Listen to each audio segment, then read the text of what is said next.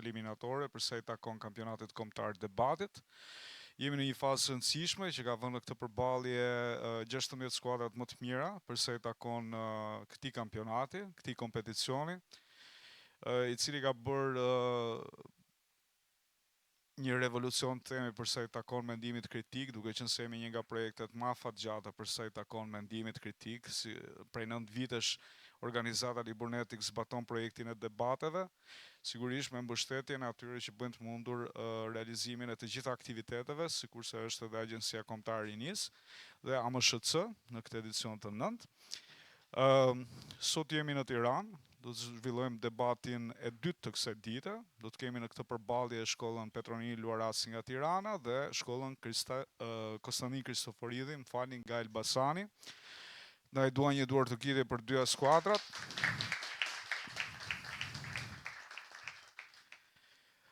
Uroj që edhe ky debat të jetë po aq i bukur sa debatet që kemi zhvilluar në fazën e debateve rajonale, ndaj dua që të gjithë jeni të vëmendshëm, dëgjoni njëri tjetrin dhe të jepni përgjigje sa më koherente dhe sa më logjike përsa i takon të bërit debat.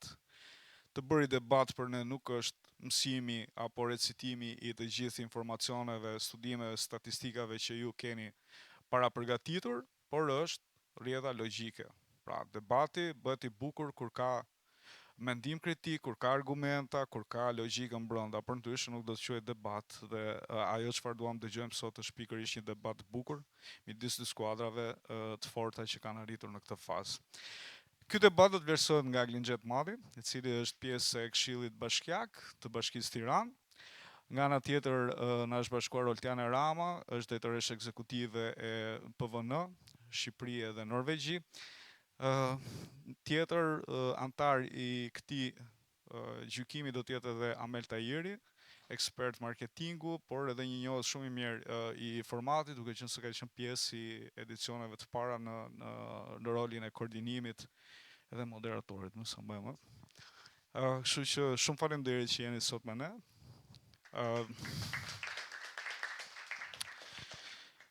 Ju e njihni formatin, e dini si do të zhvillohet i gjithë procesi i këtij formati, sepse në debatin e parë do të kemi të 8 antarët që do të flasin, që do të marrin fjalën dhe do të argumentojnë mbi temat që do të përzgjidhen tani tek zarfet që keni aty. Kështu që ftoj Franklin këtu, Franklin, 2 zarfat. Po.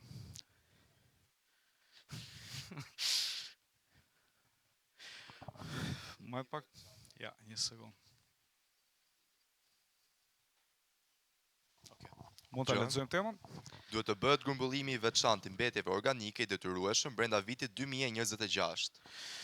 Faleminderit. Pra, tema do të jetë: duhet të bëhet grumbullimi i veçantë i mbetjeve organike i detyrueshëm brenda vitit 2026.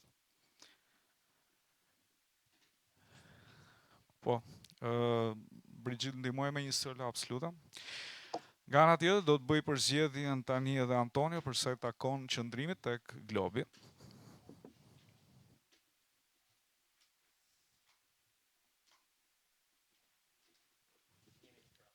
Pro do të jetë Konstantin Kristoforidi, kundër do të jetë Petronili Luarasi. Nga ky moment keni 7 minuta kohë përgatitore, mund të vendoseni tek postacionet që kemi përgatitur ose mund të qëndroni dhe aty. E rëndësishme është që të bashkëveproni me njëri tjetrin, pra të kemi një punë në grup. Suksese.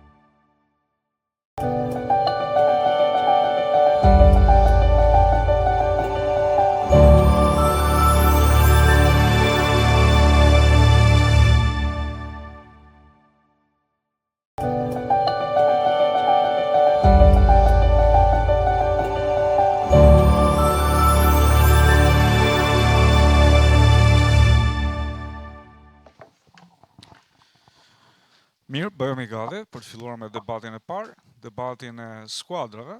Në këtë debat do të diskutojmë për temën, e lexojmë edhe një herë.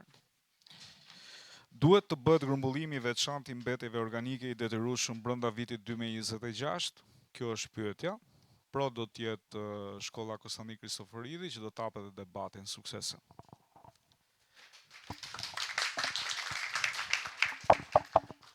Përshëndetje gjithëve, atëherë skuadra jonë i qëndron mendimit pro që grumbullimi i veçantë i mbetjeve duhet të i bëhet i detyrueshëm brenda 2026-s, duke marrë parasysh dhe një pikë dhe koncept plan që ju keni dhënë në paketë në një fazë të parë pilotuese dhe me disa elemente kryesore si kosht dhe pjesa e transportit të mbetjeve. Gjithashtu, grumbullimi i veçantë i mbetjeve dikon drejt për drejt në të gjithë aspektin shoqëror, mjedisor, politik, ekonomik në shoqërinë e zhvillimit të shtetit. Por gjithashtu ka një ndikim të veçantë në klimën, duke marrë parasysh gazin e metanit sipas raportit të fundit të Environmental European Agency, që është një gaz që ka 80 herë më shumë dëm se sa dioksidi i karbonit dhe në 20 vitet e para të dekompozimit shiron shumë gaze të cilat kur bashkëveprojnë me gjithë gazet e tjera gjatë dekompozimit të mbetjeve plastike bëhen shumë të ndëmshme për atmosferën tonë. Dekompozimi i këtyre gazeve në impiante të caktuara, por edhe në një vëzhgim të parë, le të themi, bën të mundur që ne ta vëzhgojmë dhe të kemi objektiv të matshëm.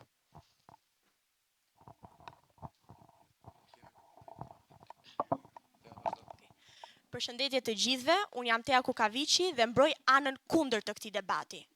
Ideja për ta bërë të detyrueshëm grumbullimin e mbetjeve organike brenda vitit 2026 tingëllon shumë moderne dhe ekologjike, por në të vërtetë është shumë më komplekse se aq.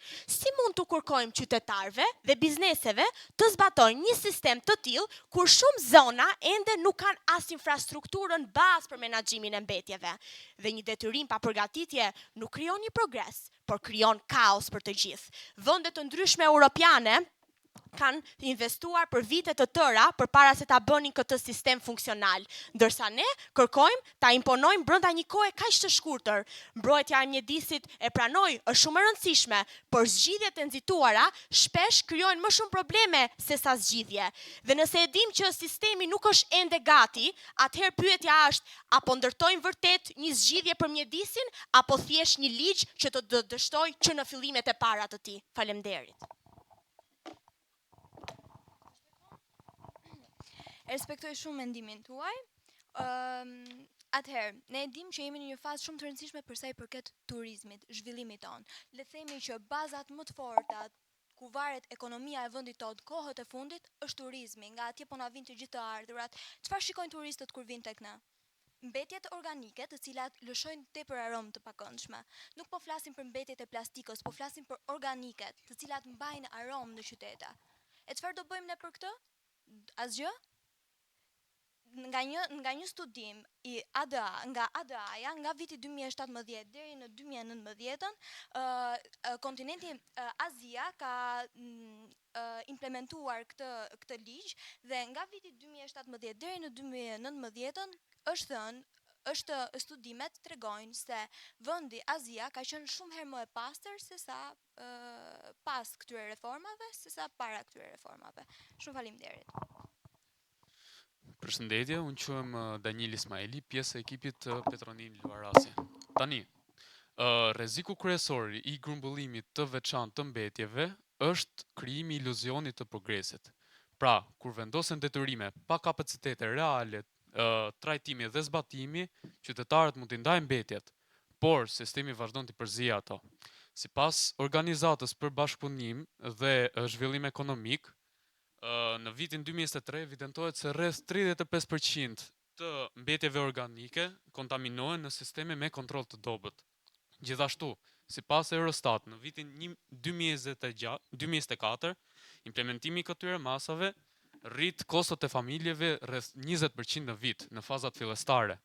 Pra, masa pafund, pa mbështetje financiare, krijon barriera reale për këto familje. Dhe sidomos në ato që kanë të ardhura më të ulta. Faleminderit. Atëherë, përshëndetje, vlerësoj mendimin, por përsëri ne vazhdojmë që të qëndrojmë stoik idetë kryesore që grumbullimi i veçantë i mbetjeve organike brenda vitit 2026 duhet bëhet një ligj I caktuar dhe sigurisht pra të vendoset në trajtim. Duhet të theksojmë dhe të shtrojmë që jo pra vendosja në anën fizike pra të menjëhershme, por ligji, aplikimi I ligjit, sepse në Shqipëri, në shtetin tonë kemi pra nga eksperiencat kemi parë përherë që gjithmonë ligjet dhe vendosja e ligjeve bëjnë efikasitetin dhe bëjnë prakticitetin, pra arritjen e një reforme të caktuar. Një nga argumentet kryesorë që do të shtroja për efikasitetin dhe për mbrojtjen e argumentit tim është profesionalizmi I sektorit dhe mundësimi I vendeve të reja të punës. Sipas ADA, Asian Development Agency, shprehet se rreth 20% e të papunësuarve në zonat caktuara në Azi kanë gjetur vende pune dhe ndihen më të kënaqur nga puna që ju mundsua pikërisht nga grumbullimi I veçantë I mbetjeve, trajtimi I tyre dhe kompostimi. Gjithashtu kjo reformë e re pra arrin që të krijojë vende të reja pune sepse është një krijim komplet tjetër I një lloji të punësimit. Kjo reformë krijon sektore të reja pune caktuara. Faleminderit.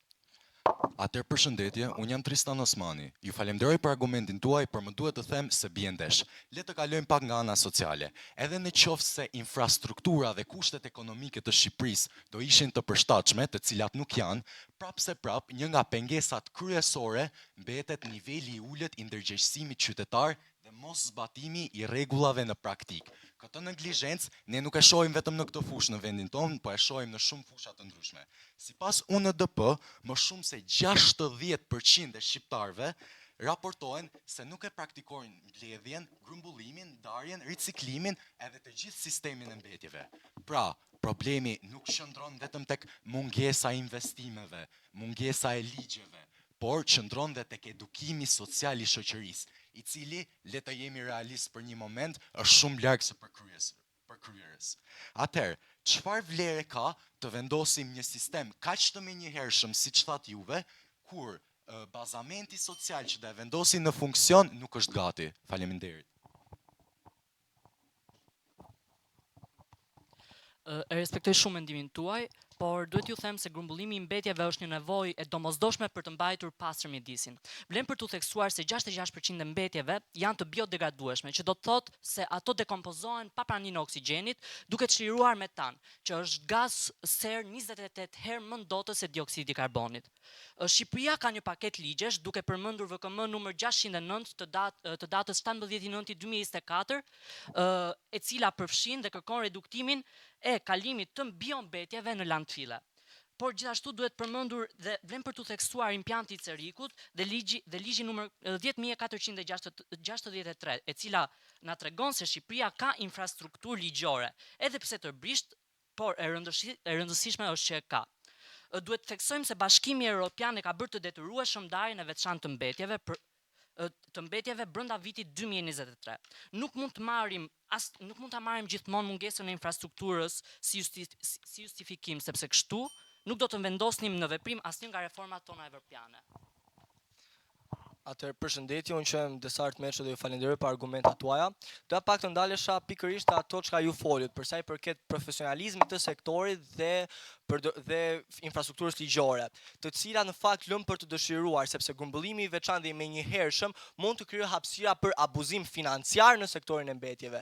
Në Itali, raporti Lega Ambiente për ekomafia vlerëson se abuzimi në këtë sektor arrin vlerën e 6 miliard dollar çdo vit, duke përfshirë kontrata të fryera dhe dokumente të reme. Ky lloj investimi I menjëhershëm së bashku me hallkat e kontrollit rrit mundësinë që shërbimet të jenë të deklaruara, por nuk kryen realisht, duke kthyer politikat mjedisore në burim fitimi të palishëm. Prandaj ne ju drejtojmë një pyetje. Implementimi I kësaj reforme që hap dyer për abuzime, a është zgjidhje apo është një problem tjetër, por me një emër të ri? Faleminderit. Atëherë, ne mendojmë që grumbullimi I mbetjeve duhet jetë I detyrueshëm brenda 2026-s, pasi është e vetmja mënyrë për të avancuar shoqërinë shqiptare drejt një shoqërie më moderne dhe më ekologjikisht e drejtë. Ju pak më parë folët për pjesën e ndërgjegjësimit të qytetarëve. Dua të sjell një shembull që ka të bëjë me rripin e sigurimit. Më përpara rripi i sigurimit ishte diçka moderne që nuk bënte fare sens për të përdorur flasim për vitet 60 në Amerikë. Por ishte shteti të cili e bëri të detyrueshëm rripin e sigurimit dhe më pas kjo kthye në një pjesë të përditshme për të gjithë qytetarët. Prandaj Shqipëria nuk duhet të presë kur të gjithë qytetarët të jenë të vetë ndërgjegjësuar për të bërë këtë ndryshim kaq të madh. Sepse nëse ne do të presim derisa gjithë shoqëria shqiptare të jetë gati për ta bërë këtë ndryshim, atëherë nuk do kemi asnjë rezultat. Italia si një vend lindër në fushën e kompostimit ka arritur 90% popullsisë që të jetë mbuluar nga ky sistem i ri. Por kjo nuk lindi sepse italianët ishin kaq ambientalistë, por kjo lindi sepse shteti e bëri këtë ndryshim kaq të rëndësishëm. Faleminderit. Përshëndetje, unë jam Esteliti dhe ju falenderoj për argumentet tuaja, por do të më duhet të ndalem në 2-3 pika kyçe që ju përmendët. Është shumë e vërtetë dhe ne nuk e mohojmë dot se grumbullimi i mbetjeve është i domosdoshëm, por me mungesën e infrastrukturës, grumbullimi mbetet në letër dhe realiteti do të jetë i njëjtë veç se kostoshtesë për buxhetin e shtetit. Gjithashtu nga ana tjetër ju përmendët edhe për afrimin e ligjeve tona me Bashkimin Evropian si një hap drejt integrimit në BE. Mirë, po nëse këto ligje nuk do të viheshin dot në zbatim, ky proces do të kthehej në një proces burokratik dhe në një përmirësim real të gjendjes së Shqipërisë. Detyrimi ligjor pa infrastrukturën dhe mjetet e duhura për ta bërë këtë reformë e çon atë në një iluzion administrativ. Banka Botërore konfirmon se 75% e ligjeve të tilla në vende si Shqipëria nuk funksionojnë në terren. Prandaj po ju pyes, çfarë kuptimi ka që të detyrojmë qytetarët të ndajnë mbetjet në shtëpitë e tyre, vetëm që të shohin në kohë reale kamionët e bashkisë t'i bashkojnë të gjitha sërish së bashku. Pse? Sepse nuk i kemi impjantet e kompostimit. Ju premtoni investime paralele, por le të jemi pak realist. Diçka e tillë brenda vitit 2026, siç thekson edhe tema, është utopike. Atëherë duhet kaloja pak, meqense grupi juaj ka përmendur disa herë infrastrukturën. Atëherë, nëse ne do ta bënim populli shqiptar, do ta bënte këtë investim në infrastrukturë, a nuk mendoni dhe ju se benefitet do të kompensonin këtë investim në zhvillimin afatgjat? Dhe sigurisht që kjo është e vërtetë, sepse kemi shembuj konkret të popujve të tjerë. Përfituroni ju lutem për një moment një të ardhme kur riciklimi konstant i mbetjeve organike dhe jo organike është në lëvizje të madhe. Kemi largime të landfilleve që zejnë një hapësirë të pambas në çdo vend, në çdo qytet dhe kudo që ndodhemi. Kemi benefite të popullit të thjesht, duke patur falas për fermerët, duke i dhënë krah bujqësisë dhe përveç këtyre biodizeli, i cili ka një kosto më të ulët për shkak të këtij riciklimi që ne duam të sjellim sot në Shqipëri. Përveç këtyre, ju folët dhe se si populli shqiptar nuk është i ndërgjegjësuar, por dua të them se asnjë popull nuk ka lindur i ndërgjegjësuar. Por çdo gjë do të nisi sot. Përshëndetje, quhem Frank Ismaili dhe e pëlqej shumë qëndrimin tuaj dhe kam dëgjuar me shumë vëmendje. E pëlqej çdo gjë që doni të bëni, parimet tuaja, por jo anën teknike. Aty unë nuk bie dakord me ju, sidomos tek pjesa e fundit e temës, viti 2026. Rreth parë përmendni dhe rripin e sigurimit. Më fal, a mund të më thoni pak a kushton rripi i sigurimit të njëjtën sasi infrastrukture sa kjo çfarë po duam ne të bëjmë? Nuk besoj se kjo është e vërtetë. Gjithashtu, ne nuk kemi as të parë dhe as të fundit që provojmë ta bëjmë këtë gjë detyrueshme një afat kaq të shkurtër. Dhe Libani tentoi këtë. Po di çfarë ndodhi? Prej faktit se nuk kishte implante kompozimi, në letër Libani po bën diçka shumë të bukur. Problemi ishte se në të vërtetë plerat zërës po prisin në radhë për të shkuar tek këto pak implante kompozimi që ne kishim, dhe thjesht po mbusheshin sërish landfillet. Dhe Shqipëria të njëjtën gjë vuan. Tek implante kompozimit që ne kemi është ai që përmendet ju i Cerrikut, që është thjesht eksperimental për momentin. Prandaj, kjo gjë që ju po thoni është thjesht një ëndër shumë e bukur që doja shumë për vendin tim, por jam shumë i sigurt se nuk i kemi kushtet për ta paguar këtë. Ju faleminderit. Faleminderit për qëndrimin tuaj, faktikisht argumentat janë tepër të saktat, ama duhet të themi që grumbullimi i mbetjeve organike brenda vitit 2026 është një gjë shumë e rëndësishme, pasi jo vetëm sepse nuk kemi shembuj të pjesëve ku ka funksionuar, por edhe kemi gjithashtu shembuj negativ të këtyre vendeve. Ama dua të përmend ato çfarë mua më intereson më tepër, vende si Slovenia, Ljubljana dhe Italia, të cilat u përmendën edhe pak më parë nga debatuesit këtu, që 66% e këtyre mbetjeve në vende si Slovenia, të cilat mund të marrim shumë kollaj dhe mund të themi që janë vende të ngjashme me ekonominë shqiptare, mund të themi që 66% e këtyre mbetjeve të publikuara nga The Guardian, një studim bërë nga kjo revistë, tregon se jo vetëm këto mbetje arritën të veçoheshëm për të çosh në këto impiante kompostimi, ama dim që edhe në vende siç është Italia 305 milion ton për këtyre mbetjeve organike nga ECN-ja kanë arritur që të veçohen dhe gjithashtu të grumbullohen. Prandaj është diçka shumë e rëndësishme që jo vetëm të bëjmë grumbullimin e këtyre, por gjithashtu edhe të ndërgjegjësohemi më tepër. Faleminderit. Përshëndetje të gjithëve, unë jam Eliza Matushi, përfaqësuese e ekipit të gjimnazit Petronini Luarasi dhe dua të falenderoj të gjithë ju përballë meje, kundërshtarët e mi, kundërshtarët tanë faktikisht në këtë debat dhe njëkohësisht ju falenderoj edhe për sa i përket argumenteve tuaja. Unë kam dëgjuar disa herë ju që cekët pikërisht pjesën e ndërgjegjësimit, por ama duke thënë gjithashtu se duke cilësuar gjithashtu që asnjë popull nuk ka lindur i ditur dhe duke cilësuar gjithashtu që gjithë ky ndryshim duhet bërë brenda një viti. Por në momentin që ne flasim për një edukim, duhet kemi parasysh bazat e atij edukimit të cilat duhet të jenë shumë të forta.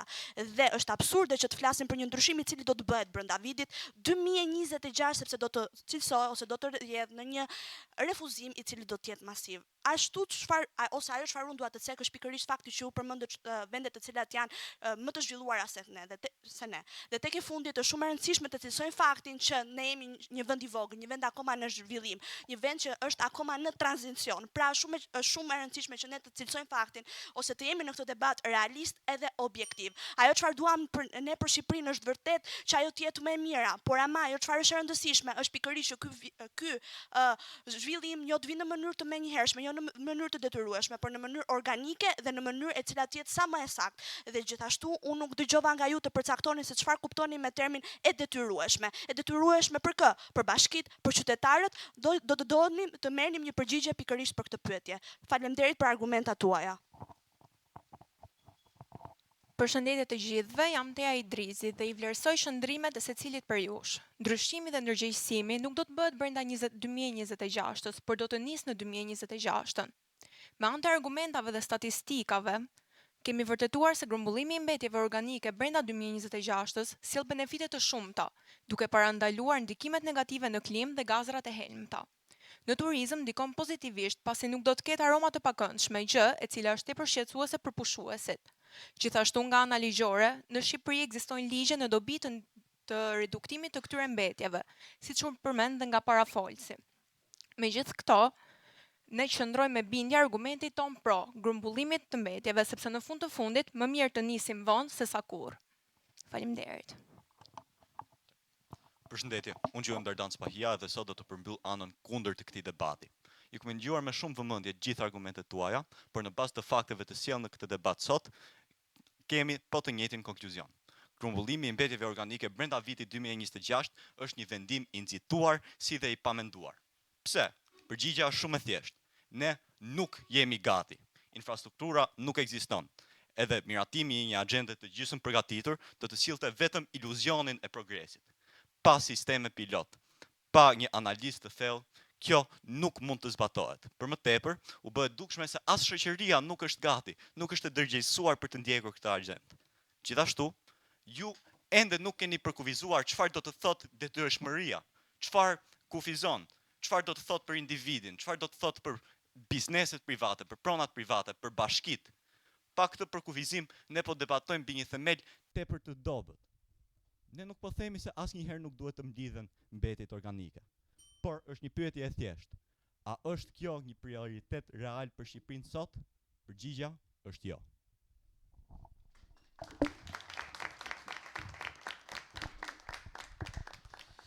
Mirë, faleminderit të dyja.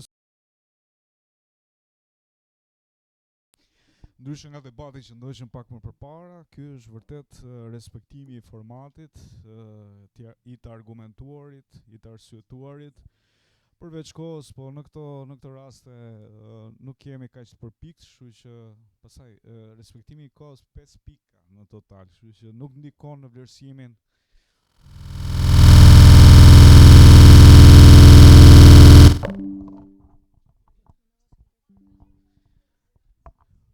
Nuk e kuptova. Kështu që shumë faleminderit realisht të dyja skuadrave për këtë performancë edhe për këtë debat që bët. Realisht shumë i mirë. Dhe më vjen keq që njëra për jush sot do të largohet sepse e do formatin, jemi në fazë eliminatore. Megjithatë, duam të shijojmë në të njëjtën mënyrë edhe në të njëjtin nivel edhe debatin e dytë, ndaj Do të ftoj tani Antonion për të bërë përzgjedhjen tek zarfat aty të temës spontane. E ndihmoni pak me mikrofonin, ju lutem. Të vetmit njerëz që kanë pushtet në demokraci janë politikanët. Pra tema do të jetë të vetmit njerëz që kanë pushtet në demokraci janë politikanët. Do të ndajmë tani edhe qëndrimin, Frenki.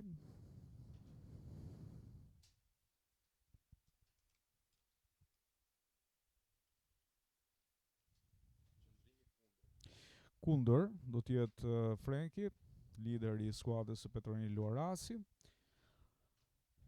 Mezi presim të kuptojmë se a kanë vërtet realisht pushtetin politikanët, po apo jo. 7 minuta kohë përgatitore.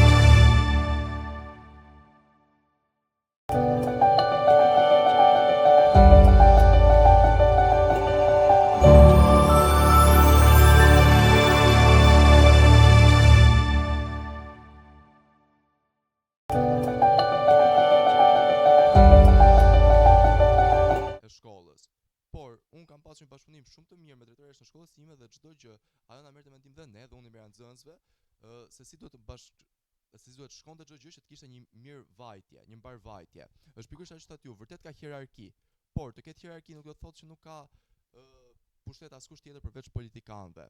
Kjo është ajo që kur ne nuk po bjem ndesh. Faleminderit.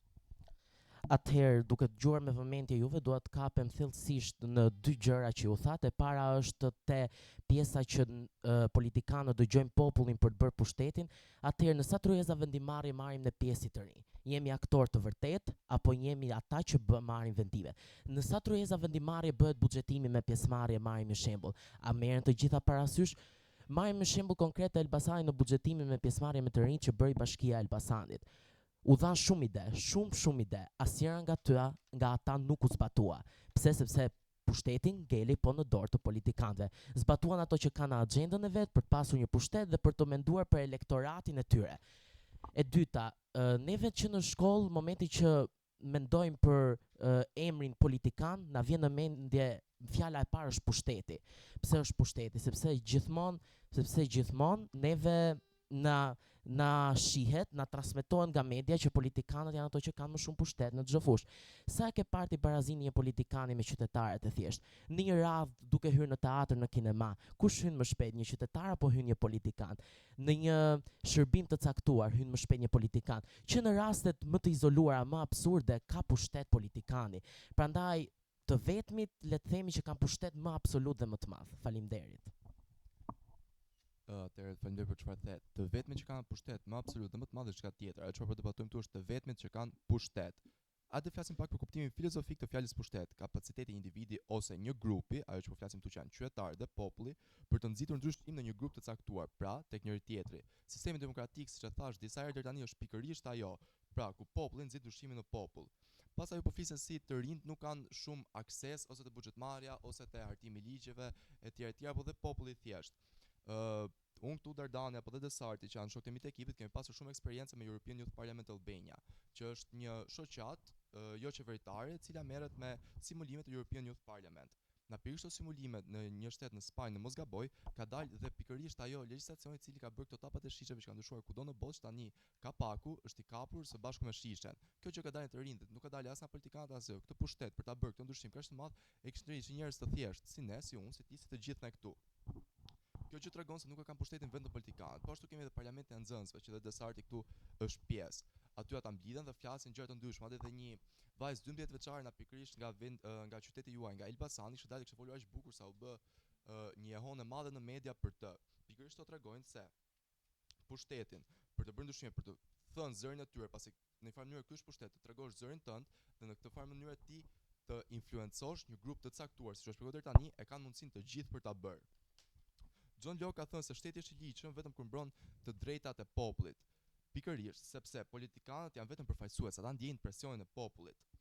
Ose Sokrati ndryshe ka thënë, unë di një gjë që s'di asgjë. Kjo shkon edhe për politikanët. Politikanët janë thjesht të zgjedhur aty për të na përfaqësuar neve, por ata nuk janë askush që të bëjnë gjithçka në mendjen e tyre, nuk janë kurrë të vetmit me pushtet, pasi që kanë përmendur tani ka mjaft forma e mënyra se si ne, qytetarët e thjesht, kemi pushtetin, ne mund të bëjmë ndryshimin. Ju faleminderit. Atëherë marrim pjesën e vajzës 12 vjeçare nga Elbasani në parlamentin e nxënësve që ju përmendët. Ambra e shprehu mendimin e saj në parlament, platformën e saj. Po, a kemi një fazë të parë, të paktën pilotuese të projektit të saj politik? Do me thënë, me që një është parlamentin nxënës, ai është dhënë pushtet mjaftueshëm që të implementohet kjo fazë e parë? A kemi ndonjë reagim, informim publik për këtë gjë? Pra, do me thënë, përsëri pushteti mbetet në dorën e politikanëve, ato që fund të fare marrin rrogën.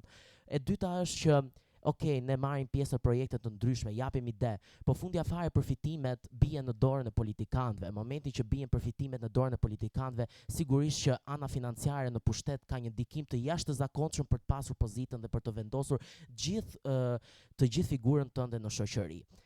Tjetër ne mund të përmendim, unë vetë për shembull jam përfaqësues kryesor i Këshillit Rinor në Bashkinë Elbasan. Unë e shoh vetë se si neve na merren mendimet dhe se si nuk zbatohen dhe ishin në vendosen në vendimarrje. Qofse ne qofse ne ofrojmë diçka që është në rregull dhe i hyn në punë atij politikanit dhe pushtetit, me njëherë miratohet. Momenti që është një ide që ka shumë shpenzime, por nuk ka asnjë përfitim për atë politikanin për t'i forcuar pozitën e tij pushtetare, atëherë do ketë shumë zvarritje dhe ndoshta dhe në shumicën e rasteve nuk realizohet. Populli në vërtet ndikon në vendime, por fundja fare nuk vendos ai në një sistem demokratik. Atëherë si këtë radhë të fundit të folit do ta nis kështu. Mendoj prapë se ne po mbetemi vetëm te burokracia. Është vërtet se ka shumë gabime në çdo qeveri botërore. Ajo çfarë po them është se populli mund të bëjë ndryshime, ai ka pushtet, pastaj është tjetër se ky popull ngrihet, vendos të ngrihet apo të mos ngrihet. Pasi se gjithçka po shkon kaq keq sa po thoni ju, populli fare mirë mund të ngrihet në protesta paqësore dhe duke pasur një numër të madh, mund ta realizojë qeverinë, mund të bën amendamente, mund të bën peticione dhe shumë gjëra të ngjashme. Pra kjo çfarë tregon? Se pushtet ka dhe populli i thjeshtë, jo vetëm politikanët. Për rastin që përmendet në parlamentin e nxënësve që dhe zëri i Ambrës që përmendet apo i personave të tjerë nuk dëgjohet. Ambra rreth parë ishte një vajzë 12 vjeçare që ishte shumë e zgjuar dhe shumë e arrirë për moshën e saj, por ama për të dëgjuar zëri jot në një masë kaq të madhe, duhet të jesh dikush me pak më shumë eksperiencë dhe pak më i arrirë, në jetën tënde me karrierë më të arrirë. Në Parlamentin e Nxënësve të Shqipërisë është desarti këtu dëshmitar që ata diskutojnë, bien dakord dhe zhvillojnë aktivitete kuptim plot. Për këtë mund të informoheni pak më shumë. Gjithashtu, politikanë të ndryshëm shumë shpesh bëjnë takime rinore me të rinjt. Pra, ata e dinë se të rinjt janë thelbësor për ndryshimin dhe nëse të rinjt nuk janë të kënaqur me politikën, çfarë ndodh? Ka rrezik për ta. Pse? Sepse kam shpjeguar deri tani, bën revolucione të cilat mund të hedhin poshtë qeveri të tëra. Dhe kush i bën revolucionet? Populli. Populli e ka pushtetin. Siç e kam cekur shumë herë deri tani, i vazhdoj shumë qëndrimit se në demokracinë, sistem demokratik, qoftë vendit tonë apo kudo në botë, nuk e kanë vetëm politikanët pushtetin. Pse? Sepse ka dhe popull, ka gjyqtarë, ka unë, ti dhe çdo kush këtu. Prandaj, unë them se ajo çfarë është diçka që e diferencon këtë, është se nëse ne e përdorim apo nuk e përdorim këtë pushtet, a ngrihem apo nuk ngrihem për zërin tonë nëse e shohim që ka kaq keq. Gjithsesi dhe për këtë kam dyshimet e mia. Faleminderit.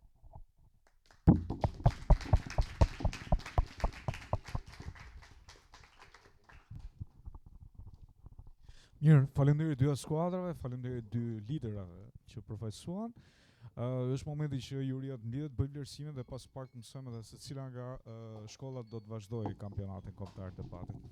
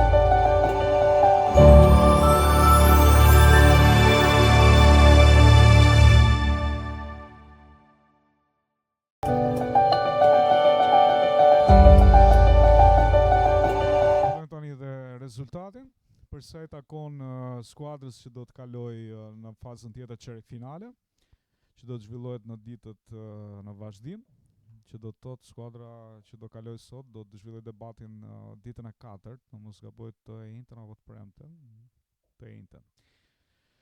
Edhe pastaj vjen finale e madhe që bëhet në datë 25. Fjala për Jurin. Okej, mirë, s'pari përgëzime për realizimin e debatit, që është e vërteta ne shijuam shumë gjithë procesin e debatit për gjithë debatusit. Debati parë në fakt ishte vërtet ajo që ne do donim të shohim tek debatet që ne dëgjojmë, për shkak se kishte një linjë logjike nga të dyja ekipet, edhe u kuptua që puna në grup e secilit ekip ishte vërtet e mirë. Kështu që u mbroj tema nga të dyja palët, pra ishte e vështirë të thoje si dëgjues që ore jam më shumë për pro për kundër, sepse argumentat ishin shumë të fortë nga dyja palët. Sigurisht kishte folës të mirë, debatues individ shumë të mirë, po gjëja që na pëlqeu është që kishte një lloj përgjigje dhe kundërpërgjigje nga njëri debatuesi një ekipit te debatuesi ekipit tjetër, pra nuk po flisim na ajër për tema dhe thjesht kishim mësuar përmendsh një gjë, por ama kishte pyetje, kishte kthim përgjigjesh, kishte argumente dhe kishte kundërargument.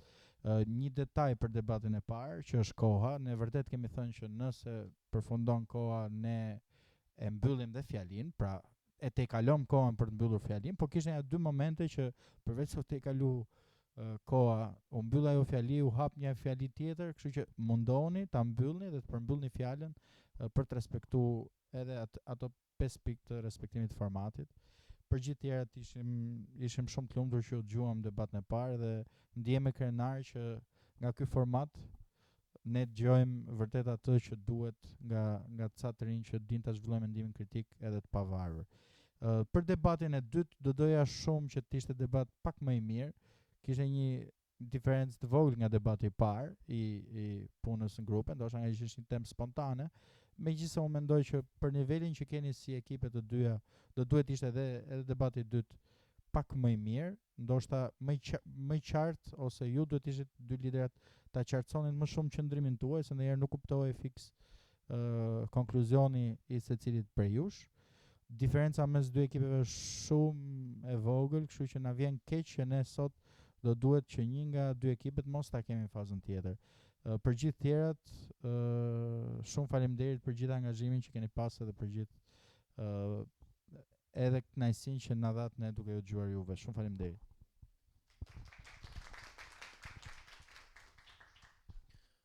Atëherë unë do ndaloj shumë shkurt, nuk dua të përsëritem në fjalët që tha dhe kolegu më parë, gjyqtarin më parë. Dua të përgëzoj një që të gjithë pjesëmarrësve, ndodhi dhe në gjykimin që isha dje që u dhash një përgëzim, sepse mendoj që ju jeni duke sfiduar kohën e teknologjisë dhe informacioneve që na vijnë të gatshme. Fakti që po shikoja përgatitje bashkëpunim, na sot disa fakte, le të themi historike, ose keni studiuar, keni marrë disa fakte, jeni ulur, keni shkruar, keni bërë një rrjedhë logjike, keni zhvilluar mendimin, dhe jo thjesht keni marrë disa gjëra të ngatshme dhe i keni thënë këtu përpara nesh. Përsëri dhe për pjesën e komunikimit, pam komunikime dhe shumë të mira gjatë zhvillimit të debatit, duke përdorur intonacion, gjuhë trupi, u përgëzoj shumë për këtë gjë.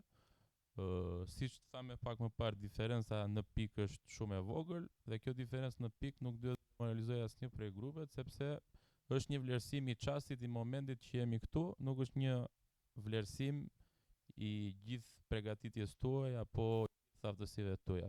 Ngelet thjesht një foto e çfarë themi e momentit dhe bazohet vetëm në këtë çfarë keni dhënë ju në këto minuta dhe jo në eksperiencat tuaja të mëparshme. Po i kaloj kohën Oltës, t'japi dhe vendimin, edhe pse pak i vështirë, mos e shkoni me inat, jemi që të tre, kështu që po ka fatin e mirë që t'ja u përcjelli. Së pari unë dua t'ju falenderoj që jeni vërtet kaq të mirë edhe kaq të artikuluar me argumente shumë të mira. Ju të dyja shkollat keni qenë historikisht pjesëmarrës, shumë dinjitoz në të gjitha fazat që në të 9 vitet mos gaboj të dyja skuadrat kanë qenë pjesëmarrëse. Argumentat tuaja kanë qenë, sidomos e debati i parë, shumë të mira dhe për ne ka qenë shumë e vështirë se ku duhet të pozicionohemi, prandaj dhe ma lanë mua pjesën më të vështirë. Unë dua t'ju përgëzoj së pari për qytetarin që keni treguar, edhe për gjitha ato le të themi aftësi, të cilat ju ndoshta në këtë moment nuk i vlerësoni dot se sa përfitoni, por do t'i vlerësoni dhe do t'i kuptoni duke u rritur edhe duke u zhvilluar edhe më tepër. Atëherë unë do pikët i kemi të tre, por në fazën tjetër kalon Petronini. Mirë, Petronini Luarasi do të kaloj në fazën çerek finale. Do të falenderoj padyshim shkollën Konstantin Kristoforidi. Keni pasur një mungesë në formacion, ka qenë një lider, në mos ka bë. Ku e keni liderin? Nuk është. Mirë, do t'i bëni shumë të fala sepse vërtet ka qenë një nga elementet që gjatë fazës rajonale është spikatur më së shumti. Kështu që do t'i dërgoni të falat nga ana jonë dhe shumë suksese. Megjithatë, e thash edhe në fillim të këtij debati, përgatitja juaj ishte vërtet ajo çfarë ne kërkojmë. Dhe më vjen shumë keq realisht që ju ra shorti që të kishit një përballje të tillë. Nuk duhet të ishit bashkë, se këtë po diskutonim dhe pak më përpara gjatë debatit që ju po zhvillonit dhe realisht. Por kjo është formula dhe ne duhet që ta respektojmë.